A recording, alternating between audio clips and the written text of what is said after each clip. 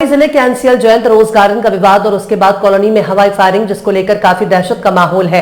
अब इस मामले में एक नया मोड़ सामने आया है। उस दिन जो महिलाएं वहां रोज गार्डन में टहल रही थी, उनके साथ छेड़खानी और अभद्रता हुई और ये पक्ष आज अपनी बात रखने के लिए जयंत चौकी में आए और उनके साथ कई लोग थे।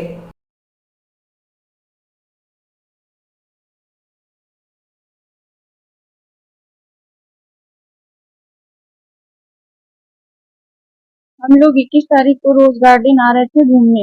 हम थे और हमारे रिलेशन आए थे, ननद और हमारी छोटी बेटी थी। हम लोग आए थे, फिर वो कार्ड नहीं था तो फिर कार्ड आया व्हाट्सएप पे, तो फिर हम लोग दिखा दिए। फिर गार्ड हम लोग को अंदर जाने दिए। फिर हम लोग अंदर चले गए। फिर अंदर गए तो फिर थे वहीं कुछ हरियाणा के थे और ऐसे धक्का करते चले गए। फिर हम लोग ऐसे थोड़ा सा भद्रता टाइप से बोले, तो फिर हम लोग बोले कि ऐसे ऐसे क्यों बोल रहे हो। फिर पति के पास फोन किए तो फिर वो लोग आ गए, उनके साथ वो मुकेश सिंह आए। फिर उसके बाद थोड़ा बहुत ये लोग बोले, फिर वो लोग इनको लगे मारने पीटने, ये पीछे सब टी शर्ट सब फाड़ वाड़ दिए। फिर हम लोग चले गए घर। फिर उसके बाद घटना कब की है? 21 तारीख 6:30 तो मैडम के द्वारा आपको क्या आश्वासन मिला? देखा जाएगा। क्या बोलिए मैडम? अभी तो कुछ बोली नहीं, अभी तो फिर से बुलाई है। तो उसके बाद भी ये मामले और बढ़े, क्या कुछ उसके बाद हुआ? क्या उसके बाद तो ये लोग यहाँ चले आए थे, थाने चले आए थे।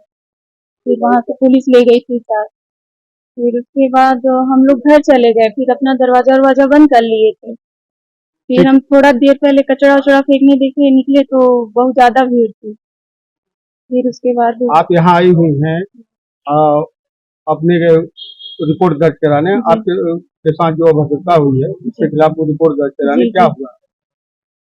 रिपोर्ट दर्ज की गई? जी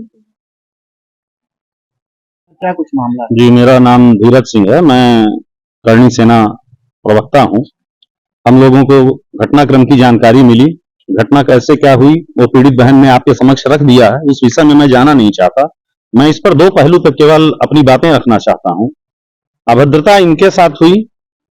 इन्होंने मदद के रूप में अपने पति को बुलाया। इनके पति के साथ, जैसा आपने नाम बताया, मुकेश सिंह आए। मुकेश सिंह जब आए तो वो जो लड़के थे, असामाजिक जो तत्व थे, उन्होंने उन लोगों के साथ मारपीट किया। मारपीट के बाद दोनों पक्ष थाने आता है।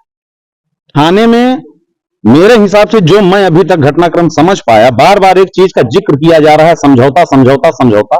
शायद वो ऑन रिकॉर्ड कोई समझौता कहीं लिखित में नहीं, एक समझाइश दी गई। समझाइश और समझौते में बड़ा अंतर है। कई बार हम लोग मीडिया के माध्यम से, आप लोगों के माध्यम से ही सुनते हैं कि पुलिस ने अभियान चलाया है वाहन चेकिंग का, कई बच्चे हेलमेट नहीं पहने हैं, समझाइश देके छोड़ा गया। उसका मतलब यह नहीं होता कि पुलिस का उन बच्चों से समझौता करके छोड़ दिया गया।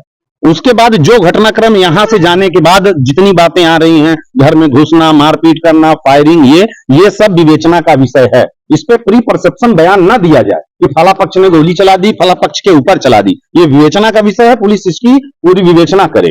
कष्ट का जो विषय है, उन असामाजिक तत्वों के द्वारा जिन दो लोगों पर, जो पीड़ित की मदद करने आए थे, जिन पर यह आरोप लगाया जा रहा है उन्होंने मारा, पीटा, गोली चलाई, उन पर पुलिस ने त्वरित कार्रवाई कर दी है। उनको रिमांड में लेकर जेल में भेज दिया गया है। अभी तक शायद न्यायालय में भी पेश नहीं हुए। हमको इस पे कोई आपत्ति नहीं है, लेकिन इस घटना का मूल बात क्या है? वो महिला के साथ अभद्रता है, इसकी कायमी अभी तक नहीं हुई है। हम लोग इसलिए आए हैं। यहां पर बाकी चीजों को बरगला के बताया जा रहा है, उस पर मैं कुछ कहना नहीं चाहूंगा।